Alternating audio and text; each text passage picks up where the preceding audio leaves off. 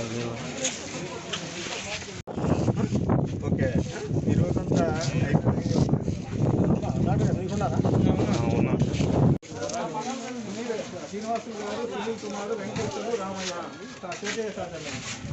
ఇట్లా మీకు కోడిని చంపేస్తారు, కోడి మెడగా చేస్తారు. అప్పుడు దీని ఫోటోలు పని ఏం చేస్తాం అది పరిస్థితి.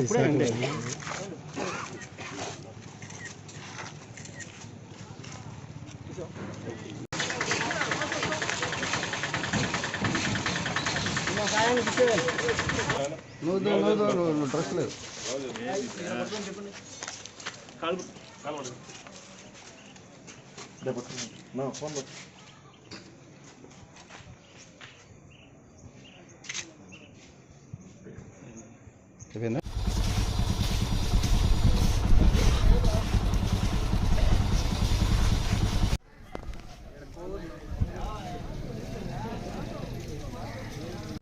ఏమన్నా లోపల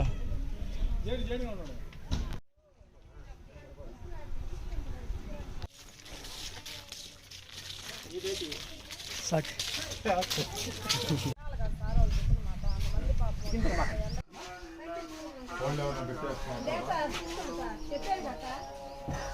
పైకి పోయి చూడుకో, పైకి పో, పైకి పైకి.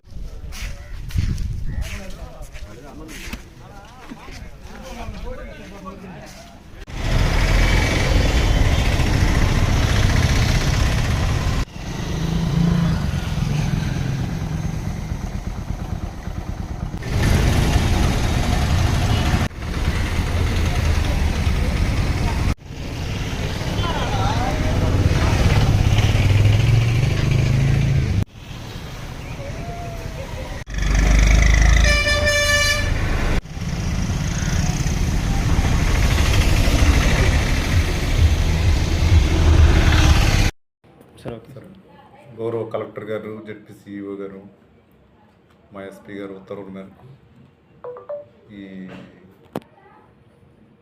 విలేజ్లో, బొమ్మలదిబ్బ విలేజ్లో ఈ బర్డ్ ఫ్లూ ఉందని చెప్పి నివేదిక, అదే రిపోర్ట్ వచ్చింది.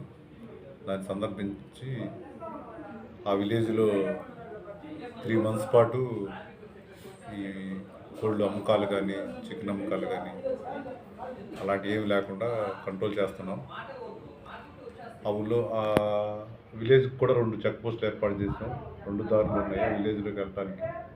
చెక్ పోస్టులు ఏర్పాటు చేసాం. ఎవరైనా తీసుకొస్తే మాత్రం ఖచ్చితంగా ఊళ్ళో నుంచి బయటికి కోళ్ళు కానీ ఏమైనా చికెన్ కానీ తీసుకొస్తే ఖచ్చితంగా అరెస్ట్ చేస్తాం. అట్లానే వాళ్ళు ఇచ్చిన నిబంధనల ప్రకారం ఆ విలేజ్, గుమ్మలదిబ్బ విలేజ్కి 10 kilometers రేడియస్లో ఉన్న అన్ని విలేజెస్లో కూడా 3 రోజుల పాటు ఎలాంటి చికెన్ అమ్మకాలు కానీ, లైవ్ అమ్మకాలు కానీ లేకుండా చేస్తున్నాం. ఇప్పుడే షాపులో కూడా పిలిచి చెప్పాం. వాళ్ళ దగ్గర నుంచి అందరికి నోటీస్ సర్వ్ చేసి వాళ్ళ దగ్గర నుంచి అష్యూరెన్స్ కూడా తీసుకున్నాం. దయచేసి ఈ విషయం గురించి తెలియపరిచేది ఏంటంటే, కోవూరు ప్రజలకి ఈ 3 రోజుల పాటు ఎలాంటి చికెన్కి సంబంధించినవి తినొద్దని, తీసుకొచ్చుకోవద్దని, కోవూరులో కూడా దొరకవని ప్రజలకు తెలియజేయడం అనేది. ఈ ఏవియన్ ఇన్ఫ్లుయెన్జా H5N1 అనే వ్యాధి వైరస్ వల్ల కలుగుతుంది. ఈ వైరస్ చాలా తొందరగా వ్యాప్తి చెందుతుంది. ఇది కోళ్లలో అన్ని రకాల జాతులకి ఈ వైరస్ ఆశిస్తుంది. మన నెల్లూరు జిల్లాలో మనం కలెక్ట్ చేసిన శాంపిల్స్ భోపాల్పూర్ దిశగా వచ్చిన రిజల్ట్ H5N1 కన్ఫర్మ్ అయినందున ఈ యాక్టివిటీస్ అన్నీ ఇప్పుడు చేపడుతున్నాము. ముఖ్యంగా కోళ్లలో ఈ వ్యాధి సోకిన కోళ్ళు ఎట్లాంటి లక్షణాలు ఉంటాయంటే, ముక్కు నుంచి నోటి నుంచి స్రావాలు కారటము, జ్వరం ఉండటము, పారుడు ఉండటము, అంతేకాకుండా నెర్వస్ సైన్స్ అంటారు, పక్షవాతము, ఫిట్స్ లాగా కొట్టుకొని తనుకొని గిలుగులా తనుకొని చనిపోవటము, ఇట్లాంటి లక్షణాలు. దాంతోపాటు తల నల్లగా మారిపోవటము, అలాగే రక్తపు చారులు అంటే హెమరేజెస్ కాళ్ళ మీద లేకపోతే చర్మం కింద హెమరేజెస్ ఉండటం ఇట్లాంటి లక్షణాలు కోళ్ళల్లో కనిపిస్తాయి.